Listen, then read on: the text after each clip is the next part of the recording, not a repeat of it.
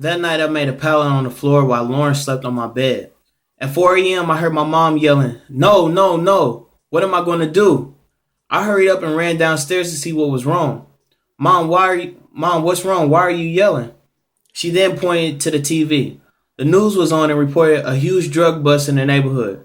Police found 30 pounds of marijuana, 20 kilos of coke, and also a solid brick of crack that was on the kitchen table prepared to be broken down.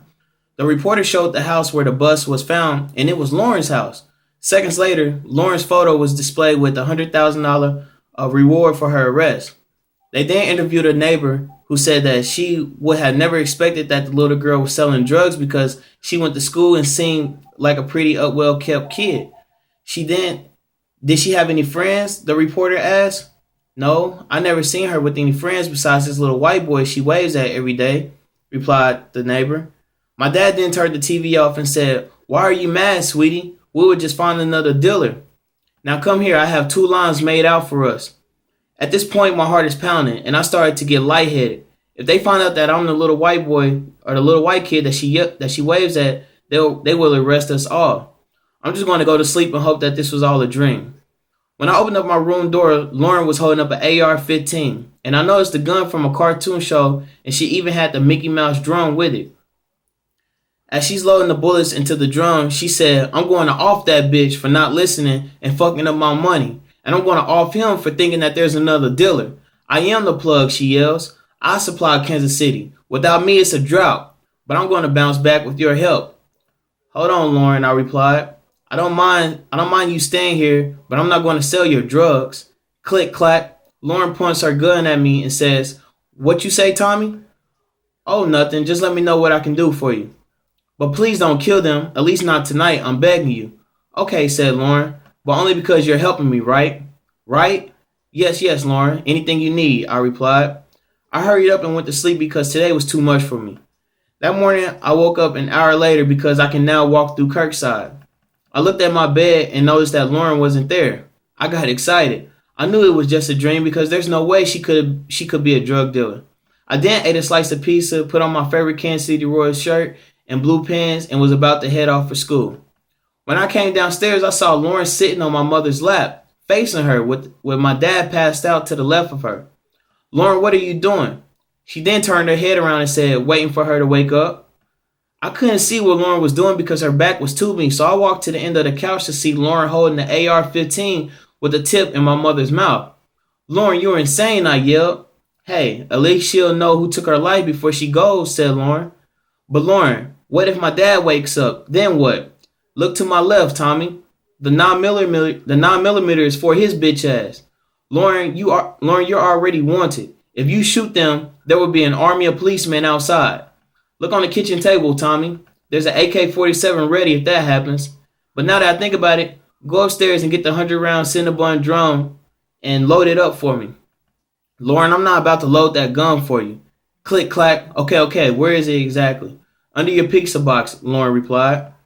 As I was loading the AK, I started having mixed feelings because I don't want my parents dead, but at the same time I do.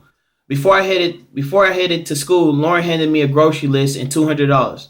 "Make sure you get everything on that list," she replied. That walk to school was depressing. I was crying, but no tears fell out. And all I could do was ask God for forgiveness for contributing to what was about to happen. When I got to school, it was the first time nobody made a comment about Tasha. The main focus was on me and my mom being the stripper. After an hour of jokes, Ms. Lindley finally had enough and said that the next person to make a joke will go to detention. Literally 2 seconds after that, 6 policemen bust through the door. Who's Tommy Carter?" Yells one of the officers. Nothing but complete silence filled the room. "Why do you want him? And does it take 6 officers to get an 8th grader?" yells Miss Lindley. "Stay in your place, ma'am," said the lead officer. Well, I don't see a warrant, so I guess I'm in the right place," replied Miss Lindley. "Here's the warrant, ma'am." Miss Lindley had a blank look on her face, then replied, "Well, I never gave you permission to enter my classroom. Plus, the person you're looking for may not be in his room." "One more word from you, ma'am, and you'll be coming with us," said the officer. There was a brief silence, and then Miss Lindley said, "Word?" Before the officer could reply, the dispatcher chirped in and said, "Tommy is a white male with brown hair and blue eyes."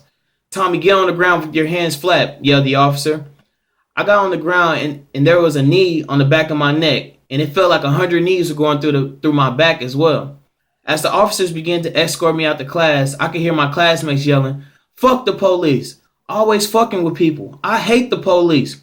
Hearing my classmates angry over me getting arrested surprised me because I honestly felt that they didn't like me. While in the paddy wagon, I became nervous and asked the officers where were we headed and why was I being arrested.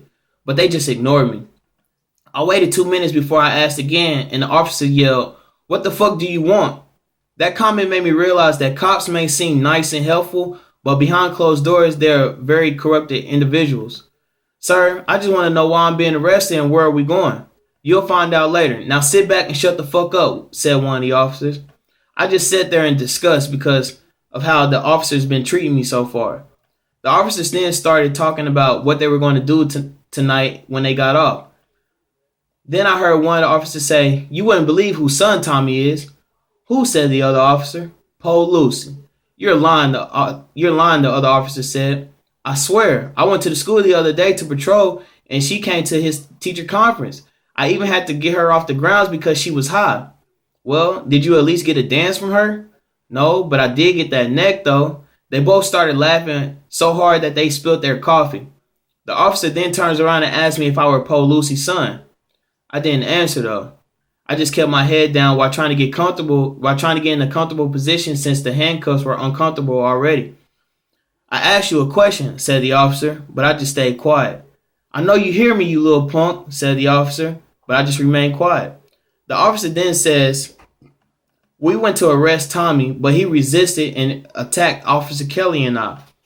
Then he turned around to me and said, "Now, how would you like that to be on your record, Tommy?"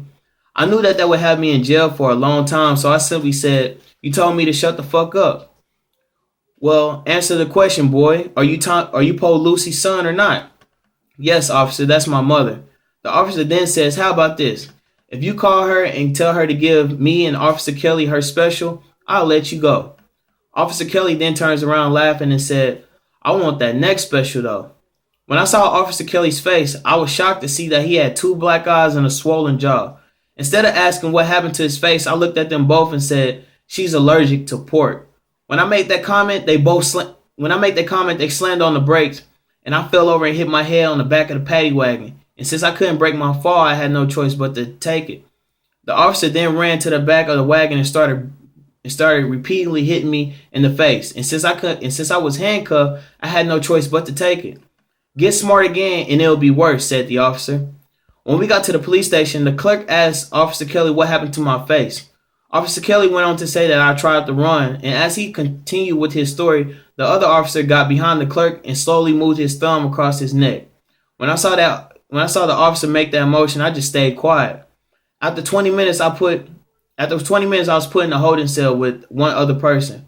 "What's good? What's your name?" asked the individual. "My name is Tommy Carter. What's yours?" "Chris Brown, but you can call me CB." "What you in here for though, Tommy?" "I really don't know. I was at school when they arrested me, and they never told me why." "Well, why are you in here, CB?" Because I bucked off on bitch ass Officer Kelly." "Why you do that, CB?" "Well, when Officer Kelly tried to arrest me, he put his knee in the back of my neck, and I asked him to get his knee off, but this nigga gonna tell me to shut the fuck up. So I rolled over and I bucked off on his ass and ran. I would have got away, but I had to come back and throw my gun in Truce Lake, and that's where he caught me." "But CB, if you would have got away, why did you come back for the gun?" I asked. CB then looked at me and shook his head and said, "It got too many bodies on it." Well, I can understand that then. But Officer Kelly was the one who arrested me, and he did have 2 black eyes and a swollen face. CB then busted out laughing and yelled, "Off the muscle, fuck dude." "Where you from though, Tommy?" "I'm from Shawnee Mission, Kansas, but I stay in Kirktown right now." "You stay next to Kirkside, right, Tommy?" "Home of the fake bloods," replied CB. "I don't think they're fake, CB. They were all red and they even beat me up a couple of days ago." The face CB made was as if he thought I was lying. "Tommy, first off, what real gangster gonna bomb off on a white boy, especially one your age? Tommy, next time you see them, tell them that CB said that they're a fraud and to come to the 30s where we really grit, and that's off the muscle."